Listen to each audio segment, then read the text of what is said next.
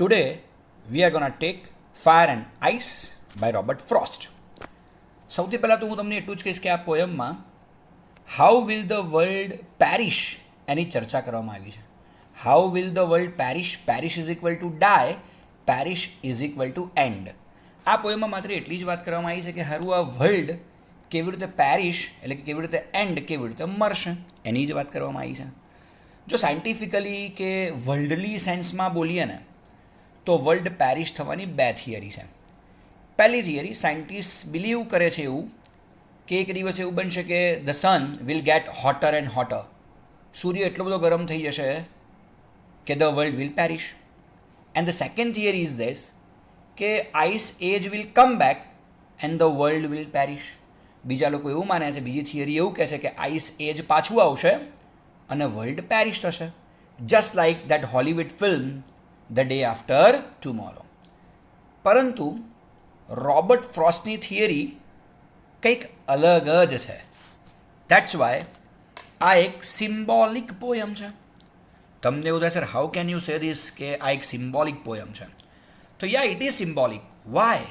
તો અહીંયા ફાયરનો meaning Robert Frost કરે છે ડિઝાયર અથવા પેશન. જ્યારે આઈસ છે ને, એ આઈસનો મિનિંગ રોબર્ટ ફ્રોસ્ટ અહીંયા કરે છે હેટ્રેડ અથવા ઇનસેન્સિટિવિટી. એબ્સોલ્યુટલી. તો અહીંયા according to Robert Frost, fire is equal to desire or passion, while ice is equal to hatred or insensitivity. તો આપણે એવું બી કહી શકીએ કે the poem is completely metaphoric. આપણે એવું બી કહી શકીએ કે સિમ્બોલિક પણ છે, મેટાફોરિક પણ છે. ઓકે, તો absolutely. Now, without any further delay, we are going to start with fire and ice. Just have a look. Some say the world will end in fire, some say in ice. From what I have tasted of desire, I hold with those who favor fire. Absolutely. અહીંયા આપણને Robert Frost આટલું જ કહે છે કે ઘણા લોકો એવું કહે છે કે વર્લ્ડ આ બહુ જ બધા ડિઝાયર્સ, બહુ બધા પેશનને કારણે એન્ડ થશે. જ્યારે બહુ બધા લોકો એવું કહે છે કે યાર આ હેટ્રેડ, આ ઇનસેન્સિટિવિટી, પીપલ્સ ઇનસેન્સિટિવિટી એને કારણે વર્લ્ડ એન્ડ થશે. રોબર્ટ ફ્રોસ્ટ એવું કહે છે કે I have myself experience the bad effects of desire. Robert Frost એવું કહે છે કે મેં મારી જાતે આ જે પેશન છે, આ જે ડિઝાયર છે, આ જે ફાયર છે, એની બેડ ઇફેક્ટ્સ મેં જોયેલી છે. અને ફર્સ્ટ એન્ઝામાં રોબર્ટ ફ્રોસ્ટ ફેવર કોને કરે છે? તો ફેવર એને કરે છે કે હા, મને પણ રોબર્ટ ફ્રોસ્ટ એવું કહે છે કે લાગે છે કે દુનિયા ફાયર અર્થાત ડિઝાયર કે પેશનથી જ એન્ડ થશે એવું એમને લાગે છે. What is an example two that?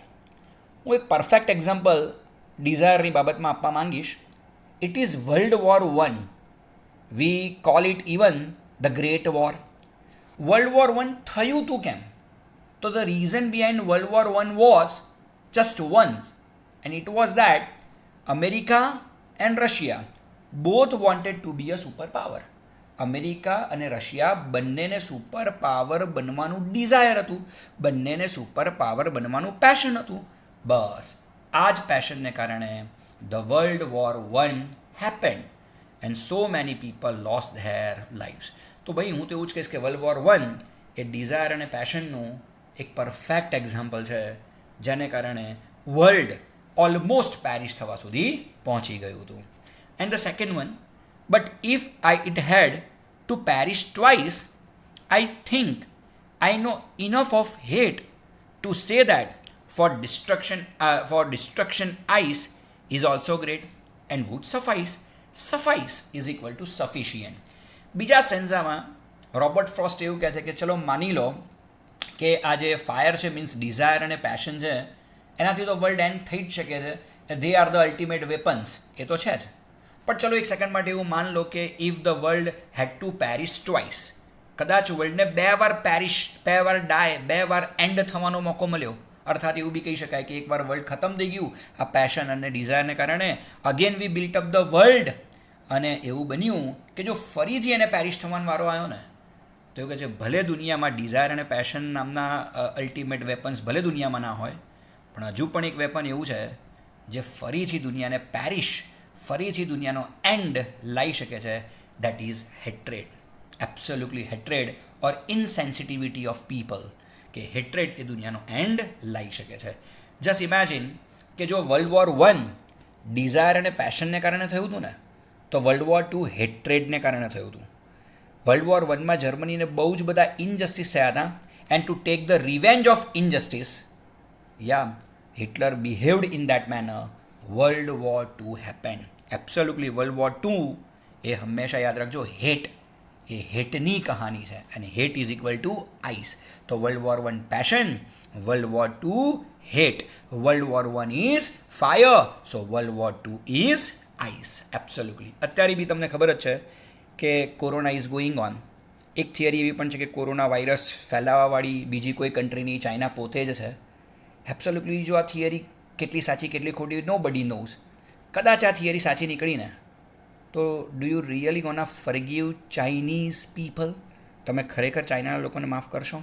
ના. On the contrary, we are gonna hate Chinese. And when you hate people, when you hate a country, it ends in to wars. And war ends the world.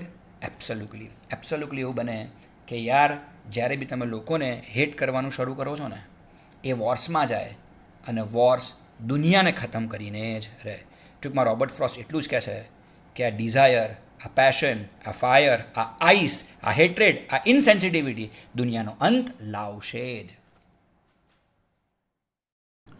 Let's talk some grammar topics. The very first question is, what is the rhyming pattern in the first stanza? Just have a look. The first line ends with fire, second ends with ice, the third ends with desire, and fourth again ends with fire.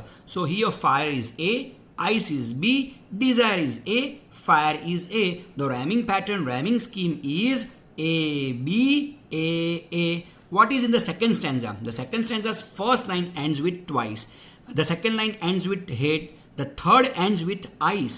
Fourth ends with grade. And fifth ends with suffice. Absolutely, twice is A, hate is B, ice is A, great is B, suffice is again A. So rhyming pattern here is A, B, A, B, A. Now let's talk some literary devices of the poem. In the very first line, some say the world will end in fire. Here, the literary device is used is metaphor. How could it be? Here, the word fire symbolizes strong emotions like desire and passion. So, it's metaphor. The second one is, some say the world will end in fire. Some say in ice. The very first literary device comes to my mind is repetition, because some say is repeating itself. The second one is again a metaphor. Why it is metaphor? So here fire symbolizes strong emotions like desire and passion, while ice represents hatred. So that's why it's metaphor. And the third one is antithesis, or we can say oxymoron. Why it is antithesis or oxymoron? Just because of two words, fire and ice. Fire and ice, both the different ideas, both of our opposite ideas, two opposite words are put together. That's why it's antithesis or oxymoron. The third one is, I hold with those who favor fire. Here, the literary device is used is alliteration. Why it is alliteration? So look at the last two words, favor, fire, F, F. Definitely it is called alliteration. And the last one is, but if it had to perish twice. Again, the very first literary device comes to my mind is personification. Why? So here it is world, and world is doing humanly kind of verb, that is perish. So that's why it is personification. A world is performing a humanly verb, that is to perish. That's why it's personification. And the second one here is hyperbole. Why? The world cannot be and twice, so it's hyperbole. Thank you.